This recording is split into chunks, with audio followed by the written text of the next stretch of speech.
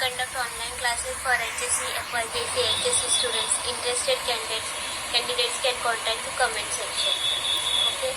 Before going ahead, don't forget to like, share, subscribe to my videos. Press bell icon for latest updates and upcoming videos. In earlier video, we had discussed about law of diminishing marginal utility. So I will not repeat that in this video. In this video, we will discuss about assumptions of law of diminishing marginal utility. Okay. First assumption, that is homogeneity. Homogeneity means all the units which are consumed are of similar size, shape, color, taste and quality. Everything is similar or same. Okay, so products which are consumed are homogeneous. Okay. Second point, that is single use. It is assumed that the goods consumed in diminishing marginal utility are put to single use. But in present, the commodity can satisfy many wants at a time. For example, milk. Milk is a commodity which can satisfy many wants, like from milk we can prepare curd, butter, paneer, kheer, etc. So milk is the commodity which satisfies large number of wants. But in this law, it is assumed that commodity will satisfy only single want, which is not applicable in practicality or not practically applicable. Okay. Third point, that is cardinal measurement. Cardinal means in numbers. So marginal utility can be measured in numbers, or cardinal measurement is possible. Because of that, we can know that how much marginal utility of one unit is derived.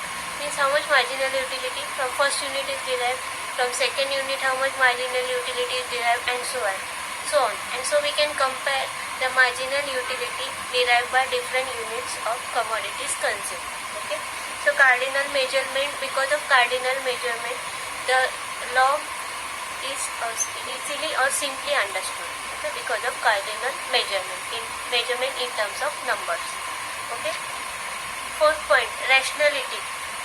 It is assumed that consumer is a rational person, means he is a logical person. He is not illogical person. Okay. So because he is a logical person, he will aim, or he will try to maximize his satisfaction, to increase his satisfaction to maximum level, because he being logical person or he being rational person, he will try to maximize his satisfaction. Okay. Fifth point, continuity. The units of commodity are consumed in a quick succession. So because we are consuming all units or commodity one after another in quick succession, the marginal utility diminishes. But if we consume a commodity with a time gap, like we are consuming a commodity now, next commodity, chocolate, suppose we are consuming commodity now today afternoon, and second chocolate if we are consuming tomorrow morning, then the marginal utility will not diminish. Why it is diminishing? Because we are consuming goods in a quick succession, one after the another. Okay. Next point, sixth point, that is reasonability. The units of commodity consumed should be of reasonable size. So if we are consuming a commodity like a cup of tea, so second unit also should be consumed of a cup of tea, third also, and so on. It should not happen that first unit we are consuming a cup of tea and second we are consuming large glass of water. It should not happen. Size of the commodity which is consumed should remain the same. Okay. If we are consuming a big glass of water, second should also be the consumption should also be a big glass of water, and so on. Size of consumption of a commodity should not change. Okay. It should be reasonable, not too large and not too small. Okay. I hope point discussed up to now are clear. Moving on to seventh point, that is constancy. It is assumed that income of a consumer, his habits of consumption, liking, taste, all remains same or constant, and price of commodity which is consumed throughout the process of consumption, it is assumed to remain constant as it is. Okay. It is also assumed that marginal utility of money will remain constant. But in practically approach, it is not possible. Marginal utility of money differs from person to person. A person, if given 10 rupees, a person will have different marginal utility of that 10 rupees of money, and another person of 10 rupees of money will have different marginal utility.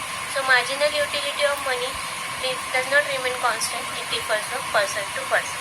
So this assumption of constancy is not practically possible or approachable.